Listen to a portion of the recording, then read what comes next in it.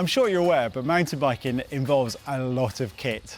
I'm not just talking about the bike or the helmet or those sort of bits. I'm talking about even just going for a normal ride. The question that we always ask ourselves is, what do you do in terms of carrying the kit? There's loads of different ways. So what we're going to do today is we're going to just basically take a look at 6 or so of the main ways that you can carry kit that's essential for a ride. And we'll have a little talk about the advantages and disadvantages of each type. You don't have to just use like one specific technique or one specific way of carrying your kit. You can use a combination as long as you can carry the things you need to keep yourself riding for that ride. So first of all, probably the most popular way of carrying your kit is a backpack or a hydration pack, whatever you want to call it. If you can't fit it into a backpack, to be honest, it's probably not worth taking with you anyway. So the main advantage is you can carry whatever you need. That could be just the bare minimum, but what you tend to find with a pack, and one of the disadvantages of having a pack, is most people will overpack it. And I'm not just talking about carrying like sort of loads of different clothes. It could be just even down to the hydration bladder itself. Most packs, if they come with a hydration bladder, probably have like a 2 litre or a 3 litre sort of bladder in there. And when was the last time you went out for an hour's ride and drank 3 litres of water? You know, that's 3 kilograms of extra weight that you're carrying with you. So it's important that when you're doing this, you work out how much you normally drink and how long you're going for, and make sure you're not overloading. And because of where you have it, because of it being on your back, obviously it's quite hot, it's quite sweaty, and can be a little bit restrictive when you're riding. So it's important that if you've got a pack, it fits you well as well on that. If you still want to carry quite a bit of kit, but you don't fancy having all of that stuff on your back, then something that's become popular over the last couple of years is the Enduro bum bag, okay? Or whatever you want to call it, the hip pack, the waist pack. They just use the single strap around your waist, so they keep everything nice and neat and away, so you don't overheat, you don't sweat too much, but you can still fit your tools, spares, whatever else you want to fit in here as well. The only downside to this style of pack is they can be a little bit unstable if you haven't done it up properly, or if you like to move around or you're riding a bit more sort of aggressively.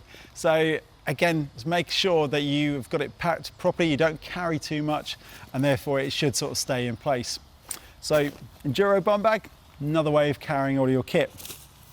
Probably the most minimal way is going for one of these little straps. Now, these little straps are brilliant. So it just allows you to put your spare inner tube, your tools, your pump, whatever else you want to, on your frame, and then it's out of the way. And because it's a Velcro strap, it's reusable. So you can just whack it on, whack it off, grab hold of your stuff, and it's there. Downsides to it? Well, obviously there's nothing to this that protects your kit.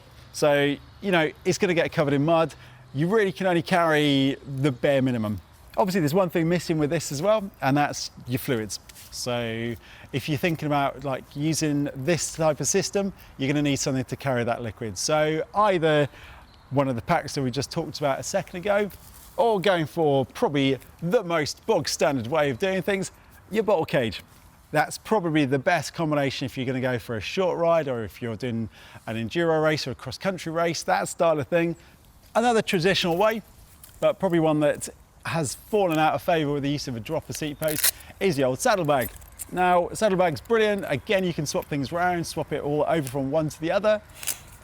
It keeps it out of the way, so it's not on your frame. It's still going to get covered in mud a little bit, but you know, it's not a massive issue.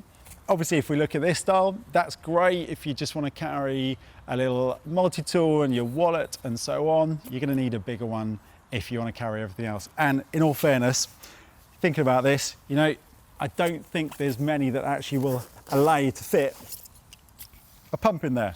So that's a pretty small pump. You see, there's no chance of that at all. Only 2 other real options we've got. So one thing, similar to your bottle, you can carry like a toolbox. Okay, something like this, really good. This is the fabric one. It doesn't even need a bottle cage. Just literally pop it on. It's got a couple of little bolts that actually attach onto your bottle cage mounts, and away you go. Obviously, if you use something like this, it's going to be great for carrying those spares, but again, you're not going to be able to fit a pump in this, and obviously, if you've only got one set of bottle cage bolts, then you're going to have to carry fluids somewhere else as well. So unless you're literally just going for a little play about in the woods, you're going to need something extra with this. And the final way is actually something I'm wearing. So you can get clothing with pockets. These are the pockets here, so you can put everything in there. So you can carry on riding, put all of your spares, everything else in there, completely out of the way. Or, even better than that, underneath here, I've got some bib liner shorts. Okay, so obviously these are a little bit special, but again, they have pockets on them, so you can fit everything you want. Now these are the Bontrager ones, so there's 3 pockets on the back here. And also, if I show you a bit more leg, they have pockets on the sides as well. So you can carry your food, you can carry loads of things on there. But a special mention has to go out to probably the most basic and simple way of carrying anything on your bike. And that's using tape or zip ties. Super simple, super low tech. Okay, everyone can do that. It doesn't cost anything at all really. And you can use this to tape your inner tube and your spares to the bike. It's not the greatest way. Obviously zip ties can only be used once. Tape's really good because obviously if you use loads of it, if you need to repair anything, you can use that as well. But that's going to be the simplest way of putting a few little spares on your bike. Obviously you can't carry your water or anything using this, but for an inner tube or your pump, simple.